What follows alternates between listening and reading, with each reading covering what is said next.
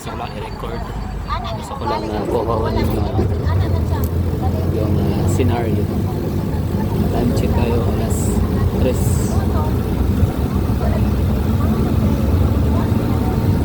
Alas 12 ang gising.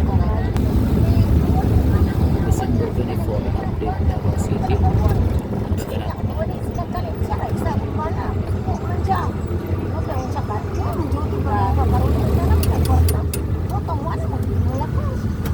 Down lang yung biyahe sila para madali abot sa Mawab. Na may trabaho din yung asawa na. Ito ko kanina ng ano ko. Palitin mga bata ko. Ito na ko upang.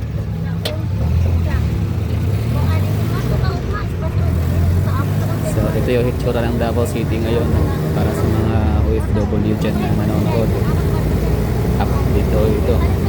Live via satellite.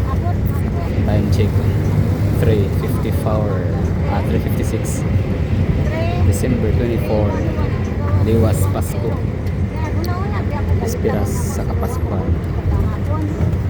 So yung mga kasabayan ko dito, ano na sila, no?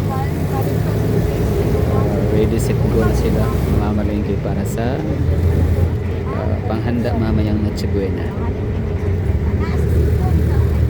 So kung napansin nyo, nagre-routing ho tayo sa mga Rizal,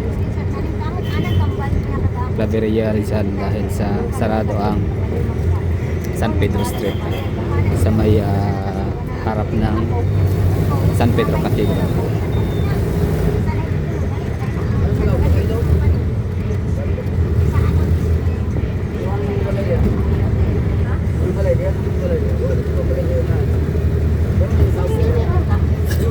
Davaoenyo.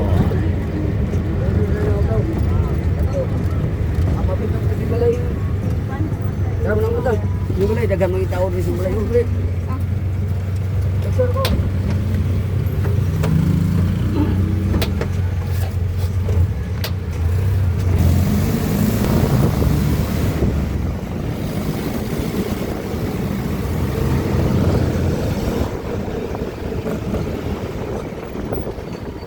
Okay, welcome to yan, San Pedro Cathedral.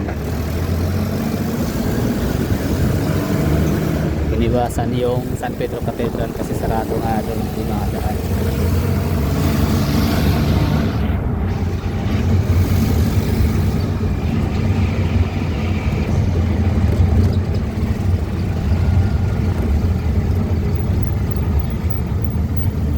Oh,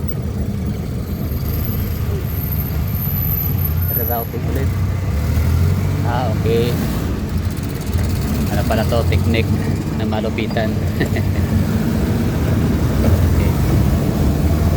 Ano pala yun, Hokage moves pala.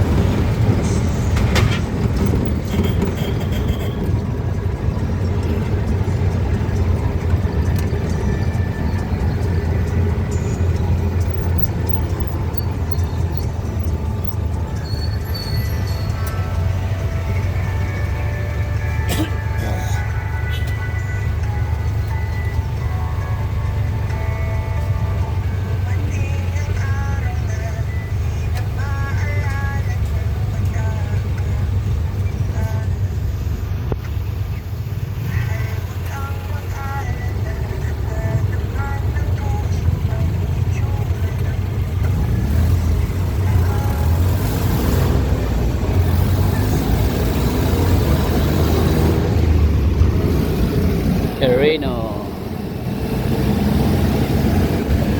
So at least may kita natin yung Bangkiruhan Public Market. Uy, akala ko bagpas. Right here sa early as 3 AM dito na tayo sa Bangkiruhan Public Market sa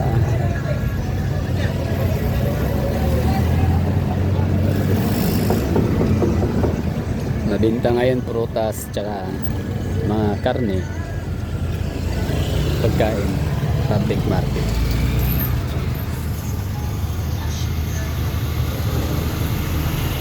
Pero ang galing ha.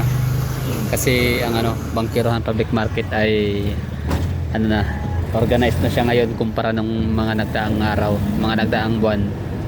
Kasi bawal na magtitinda dito sa bangkita, sa gilid-gilid. Talagang may pwesto talaga dapat. Yun. Mga turotot. Kailang. Yan Sorry. Tayo sa Bangkirohan Public Market. Baga, yala yun. Pinakita ko lang sa iyo yung hitsura ng Boulevard. Alas 3 ng umaga. So kahit pa magpapasko na mamaya, hating gabi, mga tao tulog pa rin. So, hindi pa rin sila nagising. Dapat kasi expected ko to ngayon na crowded gantong oras. So meron tayong mga men in uniform. Andyan ho yan sila lagi. May okasyon o wala. So what more ngayon So triple siguro yung deployment nila ngayon dito sa Bangkirohan Public Market. Kasi nga magpapasko. So mas expected yung volume ng mamimili. Pero syempre tayo mga Pilipino natututo na tayo na hindi na tayo talaga namimili during season yung talagang pinaka-event day. So talagang advance na tayong punta sa palengke. Kasi nga iniiwasan natin yung crowded moment. For example, opening sa Landers. Sa expected na dadagsa bahain ng napakaraming mga shoppers, pero it turn out na hindi siya pala ganun ka-crowded kasi yun na nga, mga tao ayaw magkipagsiksikan sa sobrang daming tao. Pwedeng bukas sa sunod na araw na lang. So ito naman, siguro yung iba advance. Kayo dyan nanonood, sa tingin nyo? Ganyan ba kayo? Ganyan ba yung mindset nyo? Mas maganda advance na lang? Kung pwede namang i-advance bilhin yung mga prutas, hindi naman siguro mabubulok So 3 days advance or 2 day advance or 1 day advance bago mag Christmas.